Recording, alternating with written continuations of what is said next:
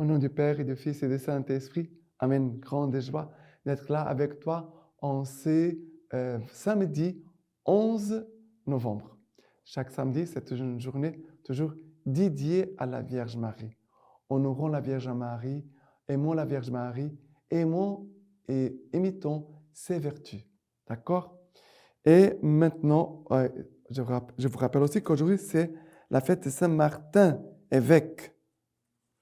Et la première lecture d'aujourd'hui, c'est Romains chapitre 16 à partir du verset 3. Saluez Prisca et Aquilas, mes coopérateurs dans le Christ Jésus. Pour me sauver la vie, ils ont risqué leur tête. Et je ne suis pas seul à leur devoir de la gratitude. C'est le cas de toutes les églises de la gentilité. Saluez aussi l'Église qui s'est réunie chez eux.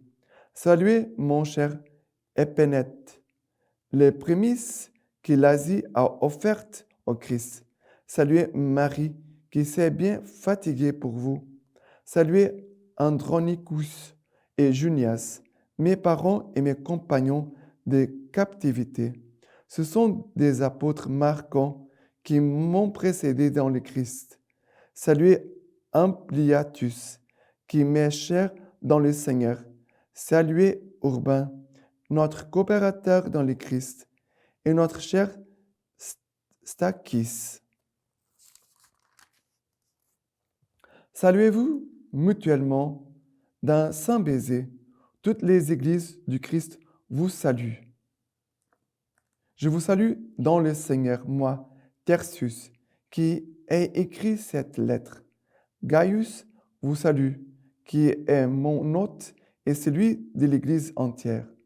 Eraste, le trésorier de la ville, vous salue ainsi que Quartus, notre frère. Voilà, jusqu'au 27, pardon. À celui qui a le pouvoir de vous affermir, conformément à mon évangile et à la proclamation de Jésus-Christ, révélation d'un mystère, enveloppé de silence aux siècles éternels, mais aujourd'hui manifesté et par des écritures qui les prédisent selon l'ordre du Dieu éternel, porté à la connaissance de toutes les nations, pour les amener à l'obéissance de la foi, à Dieu qui seul est sage, par Jésus-Christ. À lui soit la gloire au siècle des siècles. Amen. Ici, deux choses qui me touchent beaucoup. C'est la façon dont Paul a un cœur plein de gratitude, un cœur plein de reconnaissance. Il va dire saluer Prisca et Aquilas. Il va dire les noms de chaque personne parce qu'ils m'ont sauvé la vie. Ils ont risqué leur tête à cause de moi. Après, il va dire saluer aussi l'Église qui s'est réunie chez eux, chez Prisca et Aquilas, un couple qui était très proche de Paul, qui aidait Paul dans l'évangélisation. Ils ont même vécu ensemble. Épénète, Marie, Andronicus, Junias. Ça veut dire qu'il va parler Urbain, Stachys. Il va dire le nom de chaque personne. Ça veut dire, il a un cœur plein d'actions de grâce pour toutes ces personnes. Ça veut dire que nous devons avoir un cœur reconnaissant et de dire merci. Tu dois dire merci à toutes les personnes que t'ont communiqué l'amour de Dieu, la vie de Dieu, que t'ont communiqué le bien. Avoir un cœur plein de reconnaissance. Ça veut dire que nous sommes invités, nous tous, aujourd'hui, à prier en action de grâce pour toutes les personnes que le Seigneur a mis sur notre chemin, qui nous ont aidés à grandir comme hommes et femmes de Dieu. Voilà, tu dois remercier. Et si tu as même la possibilité de dire un mot à la personne personnellement, c'est mieux encore. D'accord? Et après la deuxième partie, il va dire à celui qui a le pouvoir de vous affermir, ça veut dire Jésus-Christ, conformément à mon évangile et à la proclamation de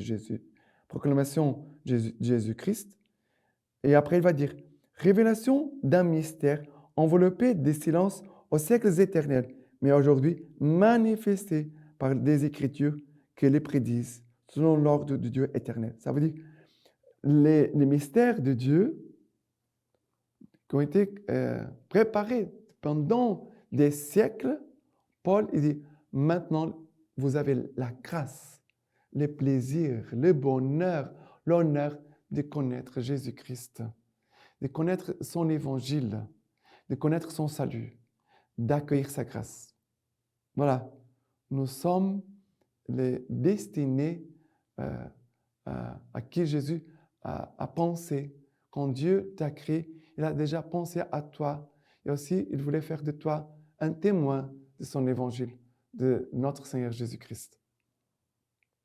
Voilà la première lecture. Maintenant, le psaume d'aujourd'hui, c'est le psaume 145, à partir du verset 2. Je veux te bénir chaque jour. Je louerai ton nom toujours et à jamais. Grand est le Seigneur et louable hautement, à sa grandeur, point de mesure. Un âge à l'autre vantera tes œuvres, fera connaître tes prouesses, splendeur de gloire, ton renom. Je me répète le récit de tes merveilles.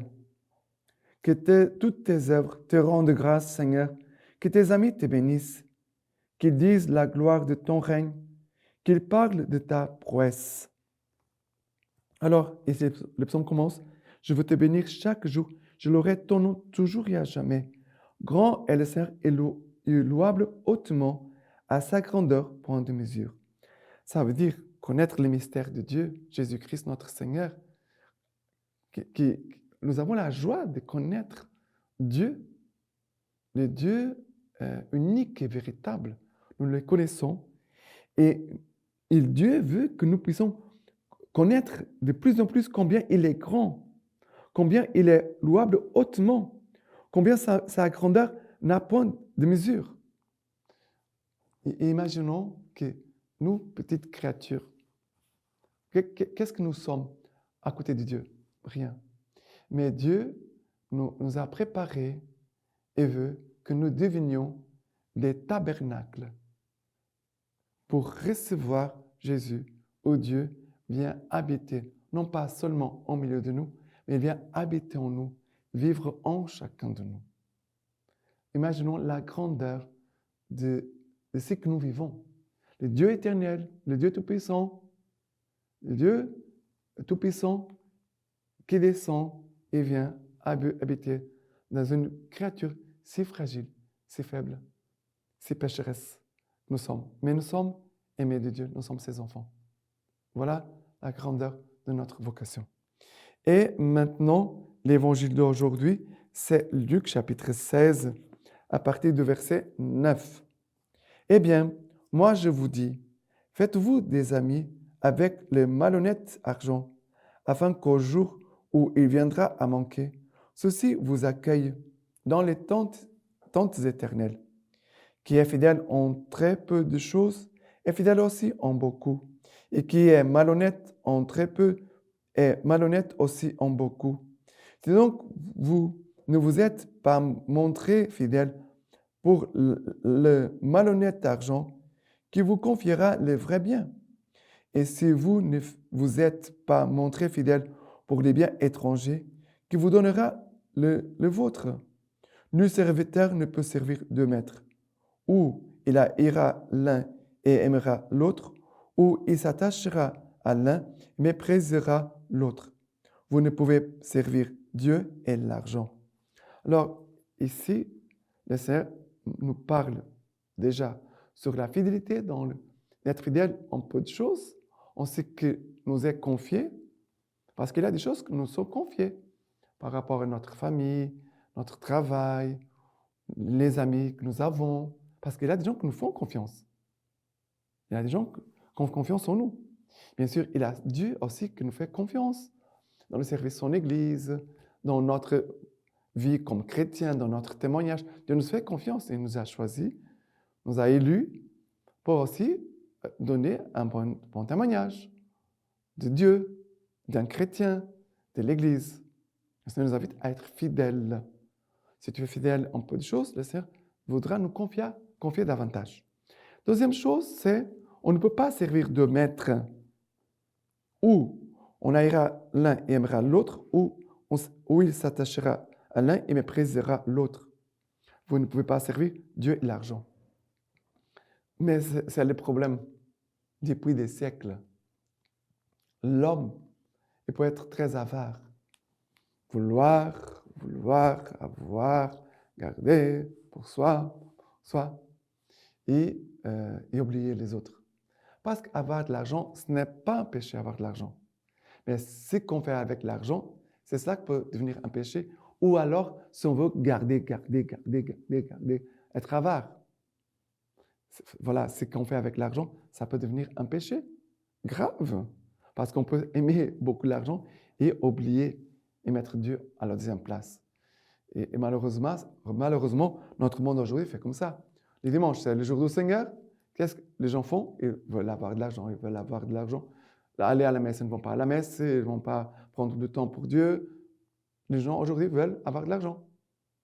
Ah, si j'ai du temps, j'irai à la messe. Non, tu vas d'abord à la messe, en premier la messe. Le Seigneur en premier. Mais notre monde aujourd'hui ne veut pas garder le Seigneur en premier. C'est cela que c'est. Parce que Dieu, s'il est en premier dans notre vie, les autres choses vont trouver sa bonne place. Dieu va mettre de l'ordre en nous. Mais si on met d'autres choses à la place de Dieu, ça va faire des problèmes après. D'accord? Et aujourd'hui, la lecture patristique de Saint Martin. Martin, soldat hongrois, converti, se fit d'abord disciple de l'ère de Poitiers et il fonda à Ligugé le premier monastère d'Occident. Ordonné évêque à Tours, en France, il constitua une équipe de moines missionnaires. Avec eux, il évangélisa les campagnes gallo-romaines de la Touraine, ça veut dire en France, et des régions voisines. De Saint Martin, lettre de Sulpice sévère. Martin sut longuement à l'avance qu'il allait mourir et dit à ses frères que la disparition de son corps était imminente. Auparavant, il dut aller visiter la paroisse de Candès, car les clercs de cette église étaient divisés et il désirait y rétablir la paix. Il n'ignorait pas qu'il était à la fin de sa vie, mais ce motif ne l'empêcha pas de partir, car il estimait que ses vertus atteindraient leur accomplissement s'il pouvait rendre la paix à cette église.